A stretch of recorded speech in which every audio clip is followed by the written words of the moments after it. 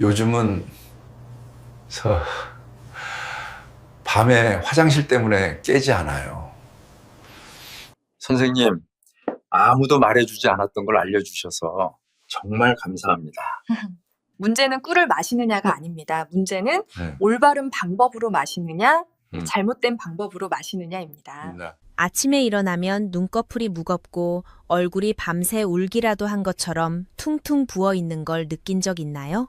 화장실에 갔을 때 소변에 거품이 많이 생기고 물을 내려도 쉽게 사라지지 않는 걸 본 적은요?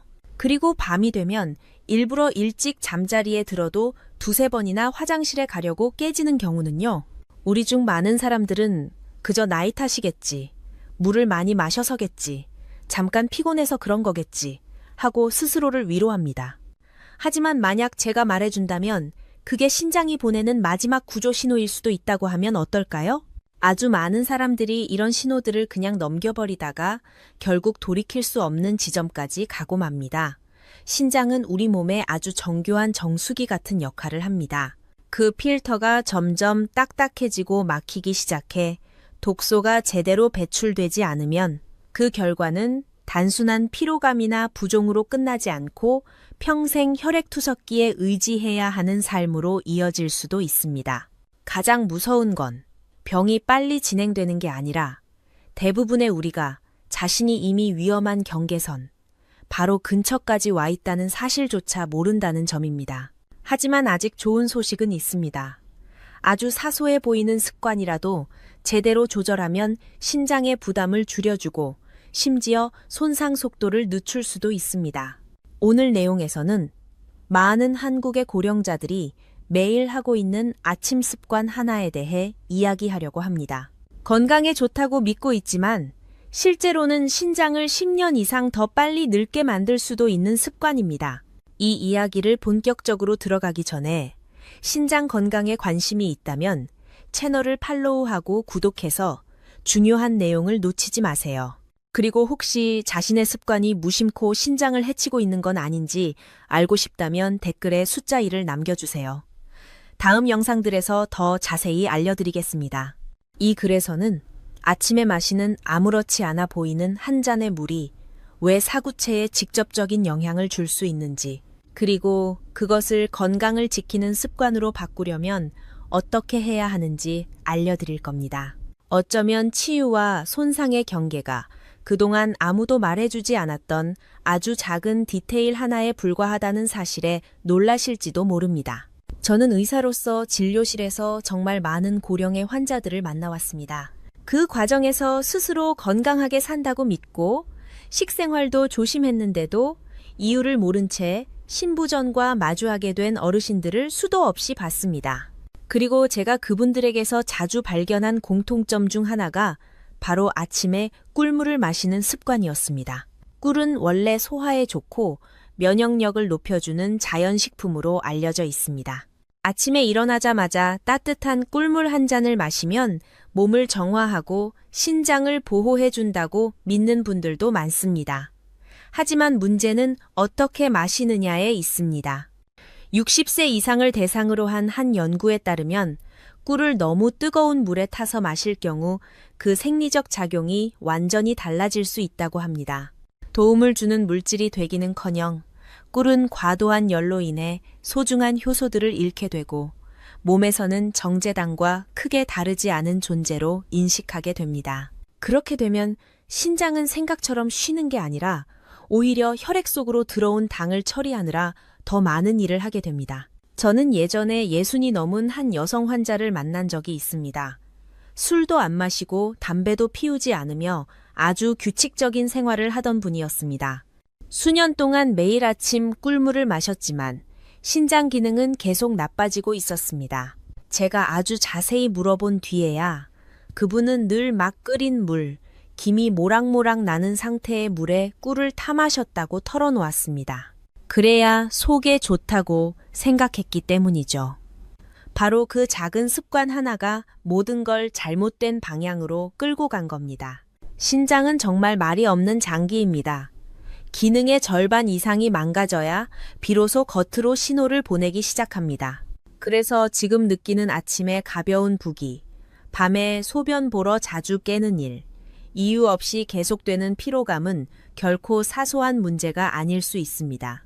이제는 여기서부터 매일 아침 아무 의심 없이 마시던 그 익숙한 꿀물 한 잔부터 우리의 건강해 보이는 습관을 진지하게 다시 돌아볼 필요가 있습니다.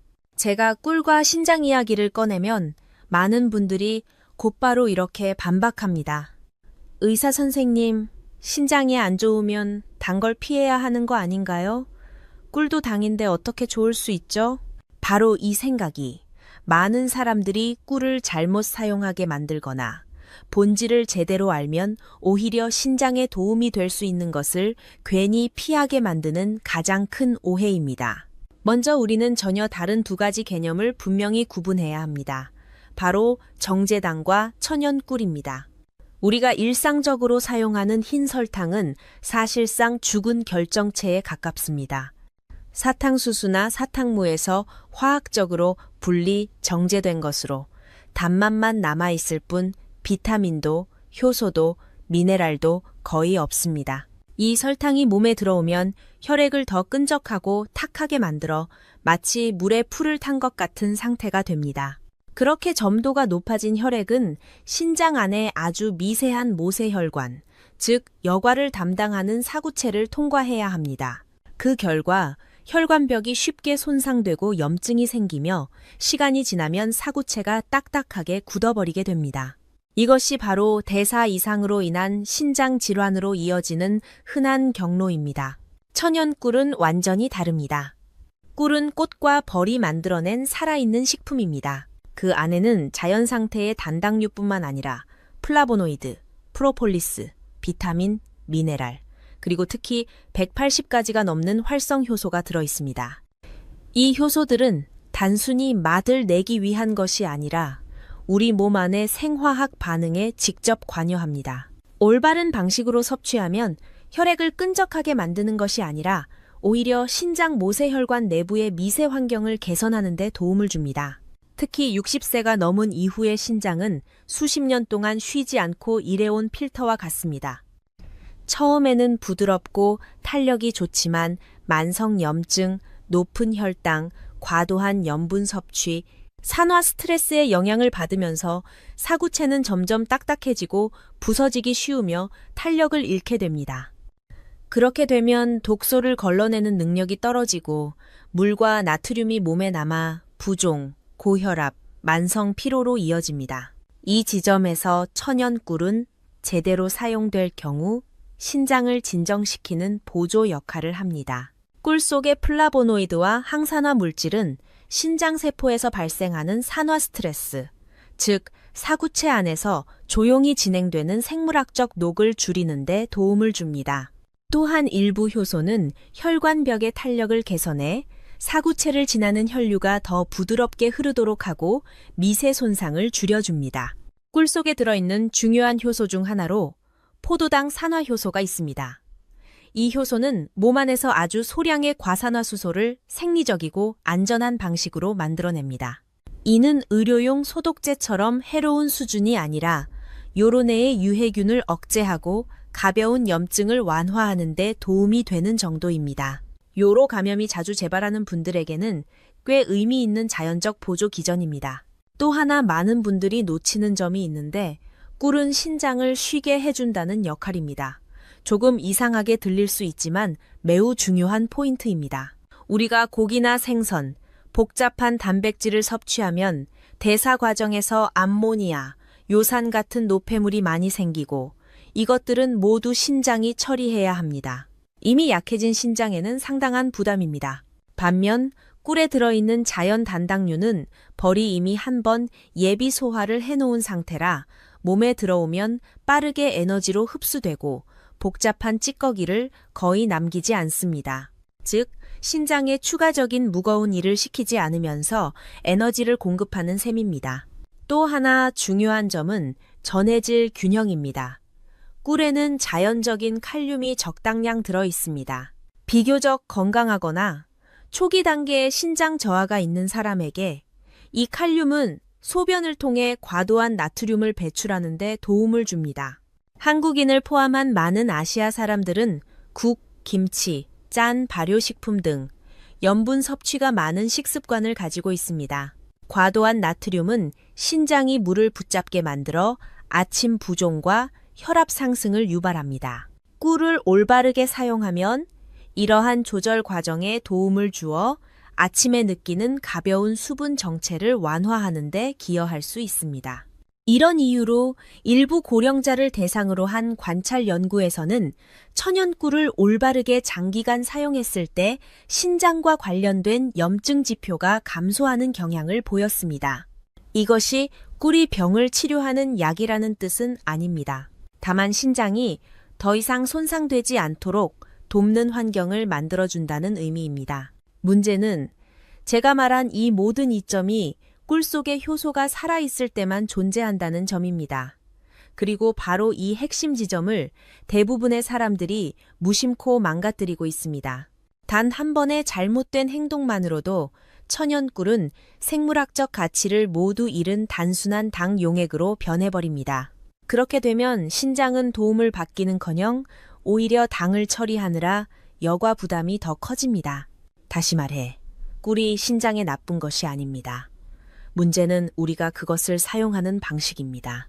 만약 매일 아침 너무 뜨거운 물에 꿀을 타 마시거나 뜨거운 커피에 넣고 있다면 그것은 결코 보양이 아닙니다. 당신이 모르는 사이 신장은 매일 조용히 더 많은 일을 떠안고 있는 것입니다. 이 메커니즘을 이해하는 것이 변화의 첫걸음입니다. 하지만 이해하는 것만으로는 충분하지 않습니다. 더 중요한 것은 꿀을 정확히 어떻게, 어느 온도에서, 어떤 시간대에 사용해야 하는지, 그리고 절대 피해야 할 실수가 무엇인지 아는 것입니다. 바로 이런 사소해 보이는 디테일들이 신장을 보호하는 것과 매일 조용히 손상시키는 것 사이의 경계를 만듭니다. 꿀의 진짜 가치가 그 안에 살아있는 효소에 있다는 것을 이해하고 나면 우리는 꽤나 냉정한 사실과 마주하게 됩니다. 대부분의 사람들이 바로 마시기 위해 꿀을 타는 그 순간에 그 효소들을 전부 죽여버리고 있다는 사실입니다.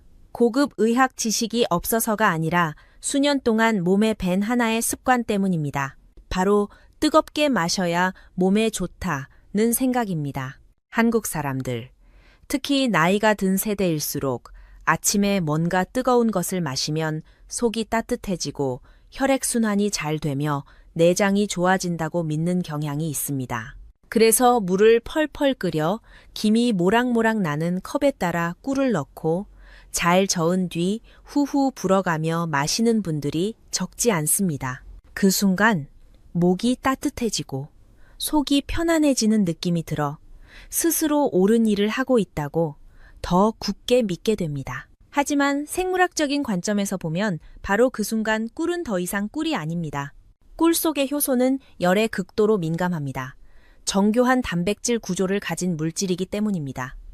온도가 약 60도를 넘기기 시작하면 효소 구조는 변형되기 시작하고 물이 끓는 온도에 이르면 거의 모든 효소가 파괴됩니다. 효소뿐만 아니라 비타민과 항산화 물질 역시 크게 감소합니다. 그때 당신이 마시는 것은 사실상 꿀향이 나는 설탕물에 불과합니다. 이 용액이 몸에 들어가면 신장은 효소가 살아있을 때처럼 도움을 받는다는 신호를 전혀 받지 못합니다. 오히려 몸은 이것을 빠르게 처리해야 할 당분으로 인식합니다. 인슐린 분비가 늘고 혈당이 출렁이며 신장은 혈액 속 남은 당을 걸러내기 위해 더 많은 일을 해야 합니다. 신장을 쉬게 하기는커녕 아침부터 더 혹사시키는 셈입니다. 이런 일이 매일 반복되면 조용하지만 꾸준히 누적되고 그 결과는 수년이 지나서야 드러납니다. 그렇다면 올바른 온도는 얼마일까요? 답은 복잡한 숫자가 아닙니다. 약 40도 정도, 손을 넣었을 때 따뜻하지만 뜨겁지 않은 편안한 목욕물 같은 온도입니다. 온도계가 없다면 손의 감각을 사용하세요. 손을 움찔 빼지 않아도 되고 마시기 전에 불 필요가 없는 정도라면 적당합니다. 이 온도에서는 꿀이 잘 녹으면서도 효소는 살아서 활동할 수 있습니다. 하지만 온도만 맞춘다고 충분한 것은 아닙니다. 임상에서 제가 느낀 바로는 꿀의 신장 보조 효과는 주방에 흔히 있는 또 하나의 재료와 올바르게 함께 사용할 때 더 분명해집니다. 바로 천연식초, 특히 발효된 사과식초입니다. 식초 이야기를 하면 많은 분들이 바로 걱정합니다. 식초는 산성인데 신장이 안 좋으면 해롭지 않나요? 이것 역시 매우 흔한 오해입니다. 식초는 몸 밖에서는 신맛이 나고 산성을 맵니다. 하지만 체내로 들어와 대사되면 특히 자연 발효 식초의 경우 오히려 약한 알칼리화 효과를 냅니다. 우리 몸은 특히 고기와 정제 탄수화물을 많이 먹는 노년층일수록 요산을 포함한 대사성 산이 쌓이기 쉬운 상태에 놓여 있습니다. 이런 산성 물질들이 사구체 안에서 미세한 염증과 막힘을 만드는 요인이 됩니다. 꿀과 천연식초가 적절한 조건에서 함께 작용하면 이런 환경을 완화해 노폐물이 더 쉽게 배출되도록 돕습니다. 식초에는 구연산도 들어있는데 이는 요로에서 작은 결석이 형성되는 위험을 낮추는 데 도움이 되는 성분으로 알려져 있습니다. 신장 입장에서는 배관의 구석구석에 쌓이기 쉬운 찌꺼기를 청소해 주는 것과 비슷합니다. 꿀은 부드럽게 에너지를 공급하고 매개 역할을 하며 식초는 정리하는 역할을 합니다. 두 가지를 적절한 양과 방법으로 사용하면 서로 매우 잘 보완됩니다. 만드는 방법은 전혀 복잡하지 않습니다. 약 200ml에 40도 정도의 따뜻한 물을 준비합니다. 여기에 천연꿀 1스푼을 넣습니다. 혈당이 걱정된다면 반 스푼만 사용해도 됩니다. 그 다음 자연 발효 사과 식초를 작은 티스푼으로 1스푼 넣고 가볍게 저어줍니다. 식초 향이 익숙하지 않다면 신선한 레몬즙 몇 방울로 대신해도 해독을 돕는 효과는 비슷합니다. 아주 사소하지만 중요한 디테일 하나가 있습니다. 바로 젓는 도구입니다. 꿀 속의 항산화 성분은 금속과 직접 닿을 때 영향을 받을 수 있습니다. 가능하다면 나무 숟가락이나 플라스틱 숟가락을 사용하세요. 번거롭게 들릴 수 있지만 나이와 기저질환으로 이미 예민해진 몸에서는 이런 작은 차이가 장기적으로 큰 차이를 만듭니다. 마실 때도 서두르지 마세요. 한 모금씩 천천히 입안에 몇 초 머금어 침과 섞인 뒤 삼키는 것이 좋습니다. 이렇게 하면 소화 시스템이 부드럽게 깨어나고 신장이 갑작스럽게 처리해야 하는 부담도 줄어듭니다. 뜨겁게 타는 느낌이 아니라 은근한 따뜻함이 배로 내려가 오래 지속되는 편안함을 느끼게 될 겁니다. 많은 분들이 이렇게 묻습니다. 이런 물 한 잔으로 정말 달라질 수 있나요? 저는 보통 이렇게 답합니다. 신장은 강한 자극을 원하지 않습니다. 신장이 원하는 것은 꾸준함과 올바른 방식입니다. 매일 아침 제대로 만든 한 잔의 물은 오래된 기계에 정기적으로 윤활유를 발라주는 것과 같습니다. 당장 새 것처럼 되지는 않지만 마모를 늦추고 고장을 막고 오래 안정적으로 돌아갈 수 있는 여지를 만들어줍니다. 반대로 방법을 틀리게 타서 마신다면 아무리 비싼 꿀이라도 소용이 없습니다. 오히려 자신도 모르는 사이 손상 속도를 앞당기는데 한몫할 수도 있습니다. 그래서 비싼 꿀을 찾는 것보다 어떻게 쓰느냐를 바꾸는 것이 훨씬 중요합니다. 적절한 온도, 올바른 비율, 안전한 조합을 정확히 알고 나서야 꿀은 비로소 신장을 돕는 역할을 할 기회를 얻게 됩니다. 하지만 아직 하나의 결정적인 요소가 남아 있습니다. 바로 하루 중 언제 마시느냐입니다. 신장은 24시간 내내 같은 방식으로 일하지 않습니다. 도움을 가장 잘 받아들이는 시간대가 있는 반면 타이밍을 잘못 잡으면 효과가 크게 줄어드는 때도 있습니다. 이것까지 분명히 알아야 매일 들이는 노력이 헛되지 않게 됩니다. 올바르게 타는 방법을 이해하고 나면 많은 사람들이 다음으로 묻는 질문이 있습니다. 그렇다면 언제 마셔야 신장에 가장 도움이 될까요? 이 부분은 아주 핵심적인 포인트로 시간을 잘못 잡으면 효과가 크게 떨어질 수 있습니다. 신장은 하루 종일 똑같이 일하지 않습니다. 고유한 생체 리듬이 있고 그 리듬에 맞출 때 도움은 훨씬 자연스럽고 부담 없이 이루어집니다. 가장 중요한 시간대는 아침에 잠에서 막 깼을 때입니다. 긴 밤 동안 몸은 휴식 상태에 들어가고 수분 섭취는 거의 없는 반면 신장은 계속해서 혈액을 여과하고 소변을 농축하며 필요한 물질을 붙잡아 둡니다. 그래서 아침에 신장은 오랫동안 비를 맞지 못한 마른 땅과 같아 적절한 수분 공급이 꼭 필요한 상태입니다. 이때 공복에 따뜻한 물에 꿀과 천연 식초를 타서 마시면 가벼운 비가 내리는 것처럼 혈액을 묽게 하고 사구체를 지나는 혈류를 활성화시키며 밤새 쌓인 노폐물을 씻어내는 데 도움을 줍니다. 이 시간을 커피, 진한 차, 차가운 물로 대신하면 신장은 도움을 받기는커녕 갑작스러운 자극을 받아 혈관이 수축하고 더 피로해질 수 있습니다. 두 번째로 자주 놓치는 시간대는 오후 중반, 대략 3시에서 4시 사이입니다. 이때 많은 사람들이 나른함과 졸음을 느끼고 달콤한 커피나 간식에 손이 가기 쉽습니다. 신장이 약해진 사람에게 이 시간대는 특히 민감합니다. 정제당이나 카페인을 더 섭취하면 이미 하루 종일 일한 신장에 또 다른 부담을 얻는 셈이 됩니다. 이때 그 습관을 대신해 따뜻한 물에 꿀 반 스푼과 약간의 계피 가루를 넣어 마시면 에너지가 훨씬 안정적으로 공급됩니다. 계피는 몸을 따뜻하게 하고 신장으로 가는 혈류를 개선하며 꿀은 노폐물을 많이 남기지 않는 부드러운 에너지를 제공합니다. 많은 사람들이 이 작은 변화만으로도 오후의 피로가 눈에 띄게 줄어들고 커피가 필요 없어졌다고 말합니다. 세 번째 시간대는 잠들기 약 1시간 전입니다. 이 말을 들으면 의외라고 느끼는 분들이 많습니다. 하지만 소량의 꿀은 저녁에도 신장에 도움이 될 수 있습니다. 깊은 잠에 들면 몸은 복구와 재생 단계로 들어가고 간과 신장은 하루 동안 생긴 미세한 손상을 함께 정리합니다. 아주 소량의 꿀을 그대로 먹거나 소량의 따뜻한 물과 함께 섭취하면 밤사이 혈당을 안정시키고 뇌의 멜라토닌 분비를 도와 수면의 질을 높입니다. 잠이 깊고 끊기지 않아야 신장도 제대로 쉬고 회복할 수 있습니다. 다만 이 시간에는 물을 너무 많이 마셔 야간료로 잠이 깨지 않도록 주의해야 합니다. 사용 시간과 함께 반드시 분명히 짚고 넘어가야 할 점이 하나 있습니다.